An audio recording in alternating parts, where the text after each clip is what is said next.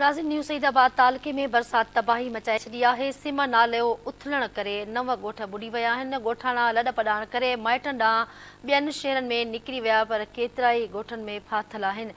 चौपायो माल मरी वियो। पाणी सईदाबाद शहर तरफ़ वधण लॻो आहे। पेश आहे रियाज़ कीरियो जी हीअ रिपोर्ट। सईदाबाद के तालुक़े जे ॻोठनि में असां मौजूदु आहियूं। हिते हिन वक़्तु फुल काका में मौजूदु आहियूं, जेको बरसाति जी तबाहकारी मुकमल जारी आहिनि। ऐं जेको आहे मुकमल जेके 40 खां 50 ॻोठ जेके आहिनि पाणी हेठि अची विया आहिनि।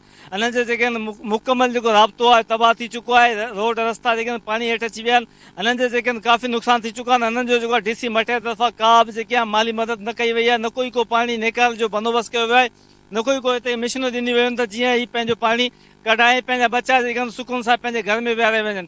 इहे असां तव्हांखे ॿुधाइण लाइ जेको हुननि जा बच्चा आहिनि स्कूलनि में जेको आहे हिते दरबदरी जी ज़िंदगी गुज़ारनि पिया। हुननि खे का खाधे पीते जी जेको आहे सामान न पियो मिले। अचो त हुननि सां ॻाल्हि ॿोल कयूं। धरती TV सां पंहिंजा वीचार कहिड़ी वंडीनि था। इलाइक़े में नुक़सान थियो आहे, ख़ासि करे हूं त पूरो मटियारी ज़िलो मुतासिर आहे, पर जेको मुतासिर तहलको सईदाबाद आहे ऐं तहलके सईदाबाद जी बि जेका ही BDUC बखर खां वठी ऐं सईदाबाद ताईं ही बेगू काका, फुल काका ऐं BD काका जेके ॻोठ मुतासिर थिया आहिनि।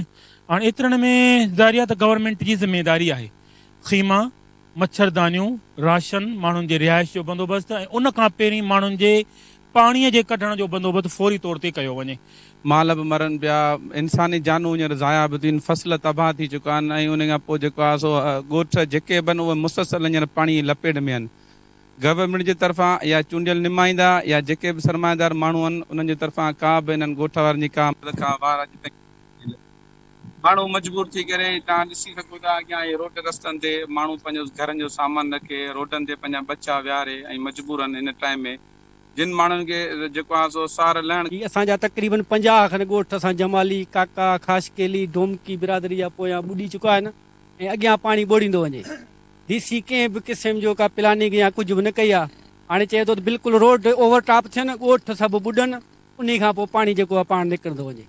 कंहिं बि प्लानिंग सां पाणी कढण जे हिसाब सां या कंहिं माण्हू ग़रीब गुरबे जे सहार लहण सां ही सॼा रोड जेके आहिनि मुकमल माण्हू वीचारा पंहिंजा ॿार बच्चा वठियो, माल ॿधियो वेठा आहिनि। हाणे हेठां ही पाणी जेका आफ़त आहे, मथां बरसाति। जेके माण्हू वीचारा हिते ॾिसो था, तव्हां ॾिसो निहारियो, हीअं को टेंट आहे, राति जो मच्छर में माना ॿार बच्चा हर शइ उते पिया आहिनि। माण्हू आई केरु कोन ॻाल्हि ॿुधण वारो, जेको अचे थो बेज़ारे में चढ़ी हुते बीहे थो, अंदरि के लहण वारो तयारु कोन्हे। त असांजी सरकारी अमलदार आहिनि जो AC साहब ॾींहं में 3 चकर हितां मेहरान नेशनल हाईवे तां क्रॉस थो करे।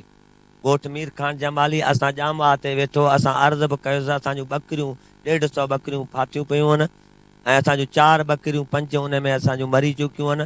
केॾी महिल टपड़ खणो, किथे जॻह मिलण लाइ तयारु खणी त किथे असीं पंहिंजा बछड़ा वठी विया आहियूं। ऐं उन खां मुसलसल 5-6 गाॾियूं पुलिस जूं जामो आहे स्टाफ ते असांखे ॿधण लाइ कट हणण नथा ॾियनि। असांजो पाणी तव्हां ॾिसो पिया पोयां त इहो जेकॾहिं हिते कट न लॻो, पाणी न निकितो त असांजा फसल त विया, पर असांजूं जानियूं बि वेंदियूं। हीअ फसल असां तक़रीबन माना 5-6 साल असां आसिरो लाहे छॾियो आहे पाणी जो, असांखे हथ खां वठी ॿोड़े पियो वञे। ॿियो बरसातूं ऑलरेडी इलाही पइजी चुकियूं, बाक़ी रहियो ख़ुदि सिम नाला टुड़िया आहिनि मथां शमीराव खां पडेरनि।